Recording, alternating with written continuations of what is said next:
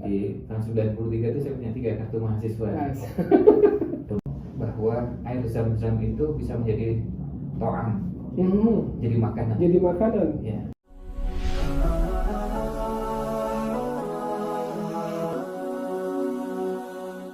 Assalamualaikum warahmatullahi wabarakatuh. Jumpa kembali bersama kami dalam podcast Muslim Pejuang Kebaikan. Salam kebaikan. Ya, bersama kami saat ini alhamdulillah kita kedatangan tamu yang luar biasa, sangat membahagiakan bagi kami, yaitu Ustaz Ridwan Hamidi, LC-MA. Alhamdulillah. Assalamualaikum warahmatullahi wabarakatuh, Ustaz. Waalaikumsalam warahmatullahi wabarakatuh. Alhamdulillah. Jauh-jauh dari Jakarta bersama saja. Iya, Jakarta. Luar biasa. Banyak sekali ya pelajaran kami dapat dari beliau ini, dan alhamdulillah salah satu yang banyak memberikan inspirasi buat kami. Termasuk sejak kisah Ustadz ketika menggali ilmu ya di negeri Saudi ya, di Madinah saja ya. Yeah. Masya Allah. Ini kami pengen dengar Ustadz, bagaimana cerita antum ketika mulai dari Bandung ya dia ya. Yeah. Kemudian kuliah di Madinah, dan Anda sempat dengar beberapa hari cuma makan kurma, katanya benar nggak? Oh, iya. Masa diceritakan biar kami dapat hikmahnya. Oh iya, baik. Dari awal. Ya, bismillahirrahmanirrahim. Wassalatu wassalamu ala Rasulillah wa ala alihi wa sahbihi wa man wala ma ba'd. Jadi kalau bicara tentang atau cerita tentang thalabul ilmi, memang banyak hal yang bisa diceritakan. Pertama motivasinya. Motivasinya memang berangkat dari hadis Nabi SAW, thalabul ilmi fardhatun ala kulli muslim. Menuntut ilmu itu wajib bagi setiap muslim.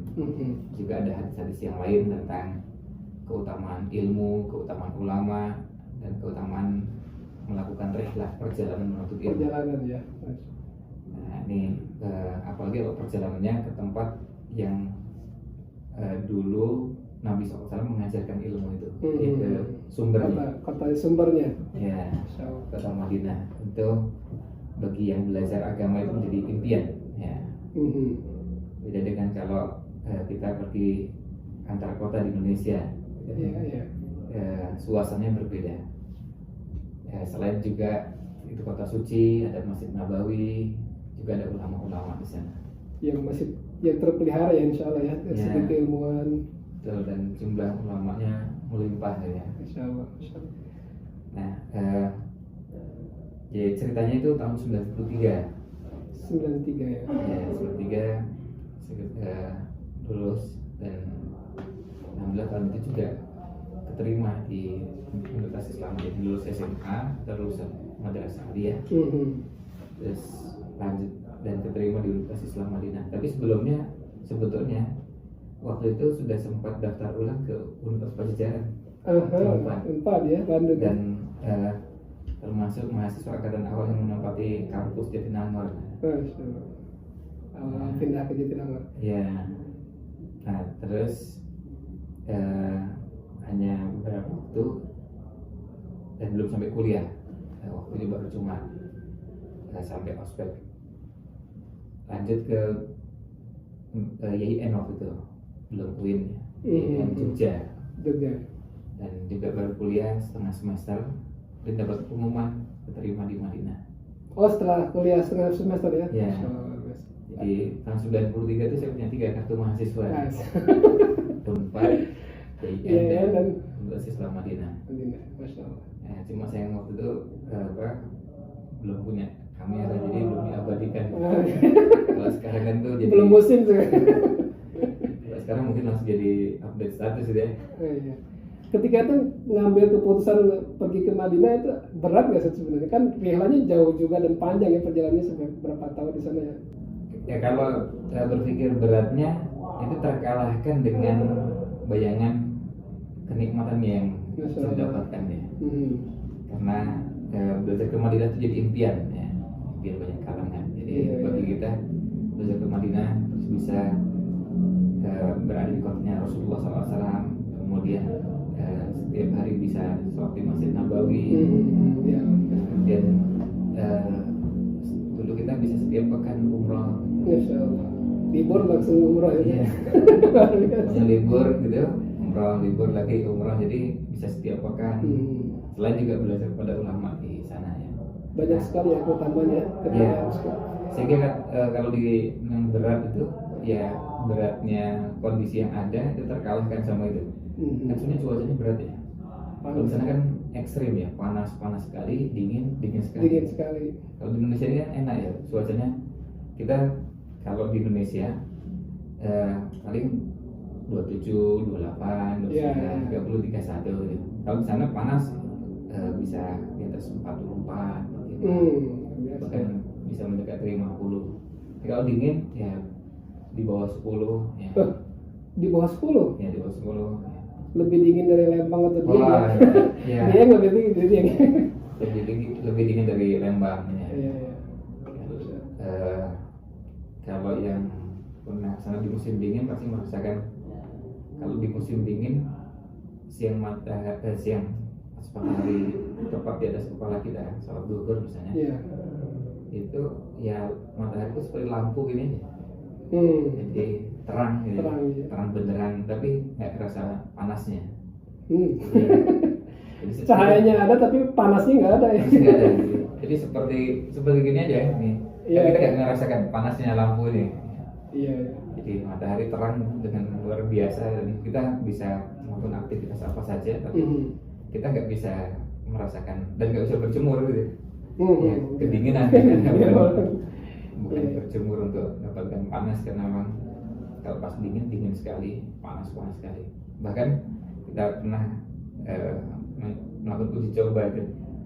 Jadi sebelum sholat duhur itu nyuci baju dan pernah dicoba nyuci bajunya hanya nyuci baju dibilas terus langsung dijemur langsung kering. Nah terus kemudian belakang sholat duhur pulang sholat duhur udah kering. Panas untuk menunjukkan panasnya ya. Ya pada saat musim panas kurang dari sejam udah kering ya. Iya udah ya tentu dijemurnya tempat terbuka ya. Kita dijemur dalam kamar ya. Jemur tempat terbuka yang memang tempat jemur pakaian jadi kena terik matahari dan kena angin. Di berangkat sholat duhur pulang sholat duhur dan kering. Jadi itu pernah dicoba tanpa pengering gitu. Jadi kan masih basah ini ya. Terasa airnya gitu. Iya betul itu airnya tuh masih ada deras ya gitu. Kan beda kan kalau kita menggunakan mesin cuci udah diperas, udah dipelintir kering kan. Iya. Tidak ya ini kita untuk ngecek bahwa itu betul-betul panasnya luar biasa. Selain juga anginnya ya kalau kena muka rasa luar biasa. Ada pengalaman unik ya selama di kota Madinah itu? Tentu banyak ya. Banyak.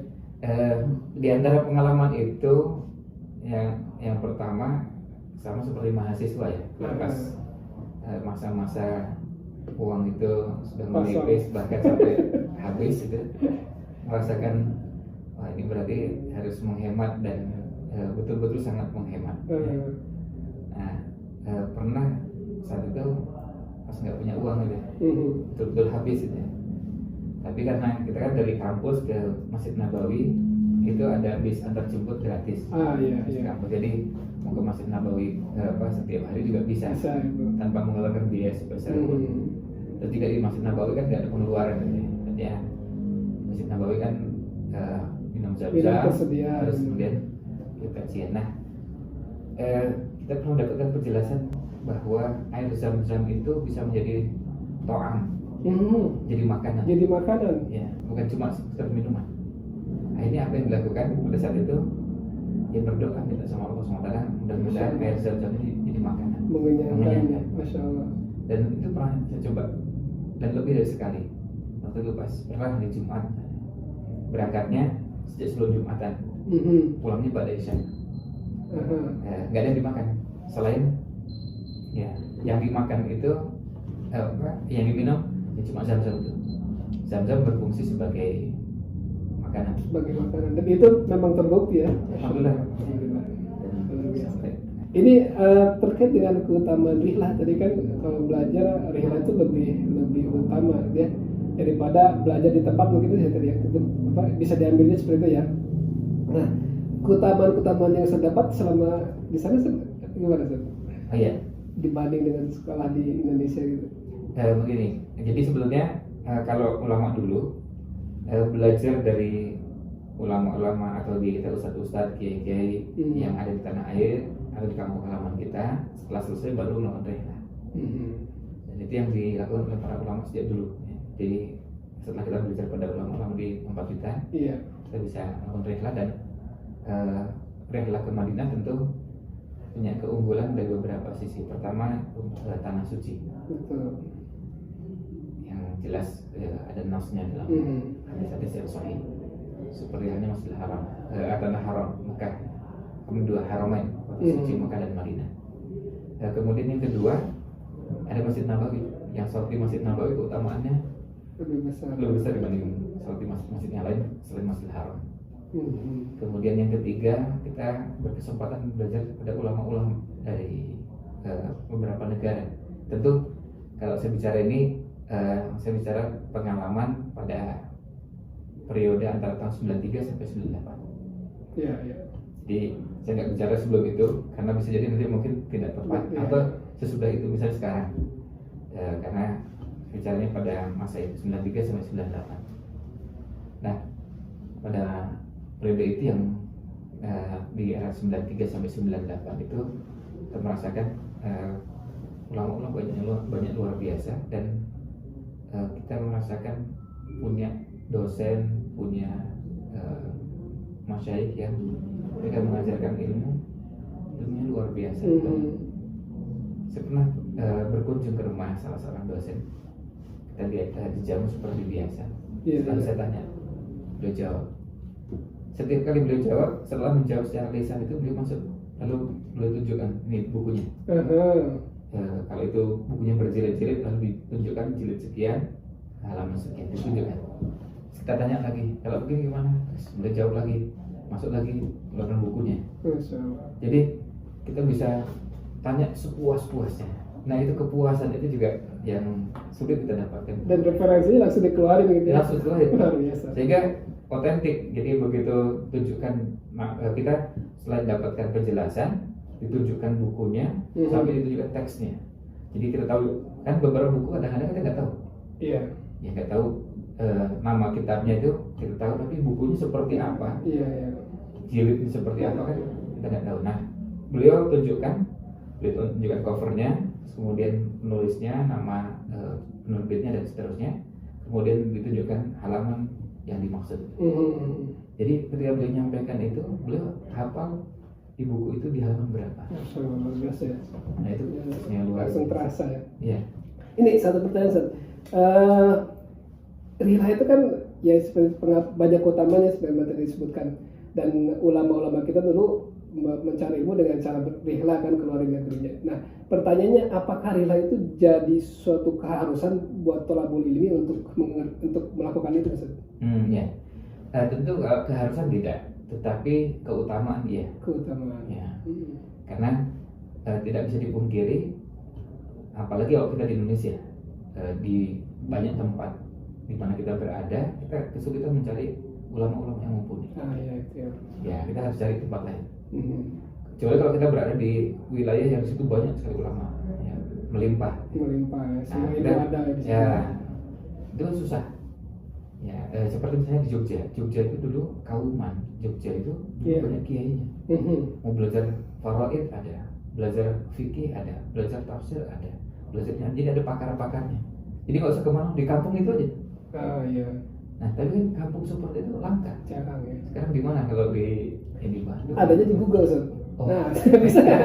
Cocok nggak orang benar-benar dari Google?